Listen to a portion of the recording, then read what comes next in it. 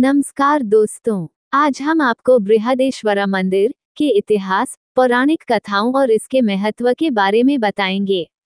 Video पूरी तरह रहस्यमय है, इसलिए अंत तक देखना सुनिश्चित करें। बृहदेश्वरा मंदिर, जिसे पेरुवुडैयार कोविल के रूप में भी जाना जाता है, भारत के सबसे महान वास्तुशिल्प चमत्कारों में से एक है, जो 11वीं शताब्दी केसी में राजा राजा चोलाई द्वारा बनाया गया है।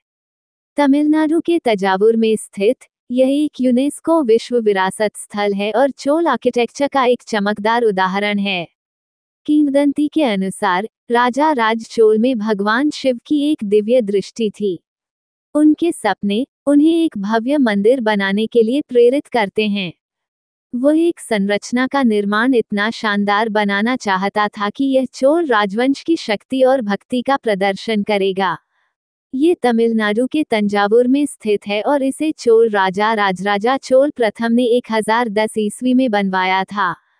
गर्भगृह के ऊपर 216 फीट पर है और इसे बनाया गया है ग्रेनाइट का एक एकल ब्लॉक। बड़े पैमाने पर नंदी एक पत्थर से उकेरा गया है और इसका वजन लगभग 25 टन है। मंदिर को इस तरह से डिजाइन किया गया है कि इसकी छाया कभी भी जमीन पर नहीं आती है। सबसे ऊपरी संरचना एक 80 टन मोनोलिथिक पत्थर है और इसे शीर्ष पर कैसे उठाया गया था, यह एक रहस्य बना हुआ है। बृहदीश्वरार मंदिर भगवान शिव को समर्पित है। यहाँ पेरुवुडैयार या बृहदेश्वर के नाम से जाना जाता है। ये शैववाद का एक केंद्र है और ग्रैंड शिवरात्रि समारोहों की मेजबानी करता है। यह माना जाता है कि राजा राजा चोल ने मंदिर को बनाए रखने के लिए भारी धन दान किया और मंदिर की दीवारों पर उनके योगदान का विवरण दिया। कुछ कहानियां कहती हैं कि मंदिर को एक इच्छुक रैंप का उपयोग करके बनाया गया था, जो भारी पत्थरों को शीर्ष पर ले जाने के लिए 6 किलोमीटर से अधिक बड़ा था। तमिल के इतिहासकारों, पुरातत्वविदों और तमिल इतिहास के विद्वानों द्वारा तंजावुर में बृहदेश्वर मंदिर का व्यापक रूप से अध्ययन किया गया है। समय के साथ इसके निर्माण, उद्देश्य और महत्व के बारे में अलग अलग दृष्टिकोण सामने आए हैं। मंदिर के लिए प्राथमिक ऐतिहासिक स्रोत अपनी दीवारों पर पाए जाने वाले चोल शिलालेखों से आते हैं। ये शिलालेख तमिल और संस्कृत में राजा राजा चोलाई के नियम, मंदिर प्रशासन, भूमि अनुदान और दान के विस्तृत रिकॉर्ड प्रदान करते हैं। शिलालेखों से संकेत मिलता है कि मंदिर केवल पूजा का स्थान नहीं था, बल्कि एक भी था आर्थिक, सामाजिक और कलात्मक गतिविधि। मध्ययुगीन तमिल साहित्य, जैसे कि सेकीजा का पेरियापुरनम, 12वीं शताब्दी मंदिर और इसके औपनिवेशिक विद्वानों ने अक्सर अपनी संरचना की भव्यता पर ध्यान केंद्रित किया। आइए जानते हैं इन बातों के बारे में। यह मंदिर कई अद्भुत और रहस्यमय तथ्यों से भरा हुआ है। 1. शिखर की परछाई नहीं पड़ती। यह माना जाता है कि मंदिर के शिखर गोपुरम की परछाई दोपहर में जमीन पर नहीं पड़ती। कुछ लोग इसे वास्तुकला की चमत्कारी विशेषता मानते हैं। 2. एक ही पत्थर से बना शिखर। मंदिर का शिखर कैलाश लगभग 80 टन वजनी एक ही पत्थर से बना हुआ है। यह आश्चर्य की बात है कि उस समय बिना आधुनिक तकनीक के इसे इतनी ऊंचाई पर कैसे रखा गया होगा।